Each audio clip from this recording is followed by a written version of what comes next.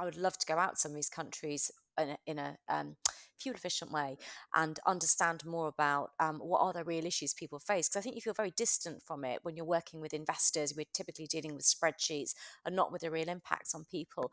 So I think it would mean everything from improving the early warning systems we have through to climate resilient infrastructure, through to the financing that is happening and is in place, through to what happens to communities, what happens to their livelihoods, how are we making sure we've got the jobs of the future that are also not weatherproof but future proofed in some way, and how can we make sure that communities in some of these regions, they're not just constantly rebuilding and rebuilding and have very limited access to insurance or safety net. So these are the kind of topics that I think really need to come more to the front of mind. So I would love to be able to say,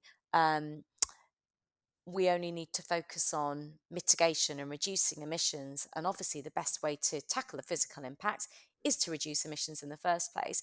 However, the physical impacts are really biting now, and it's not just the vulnerable communities in developing countries.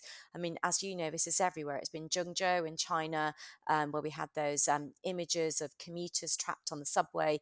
It's been in New York too, where we have the terrible stories of people, residents in their basement flats, flooding, and some of the deaths that we had as well. So this is not going to go away, and we are going to have to find better ways of making ourselves more resilient and also financing the changes that will be needed.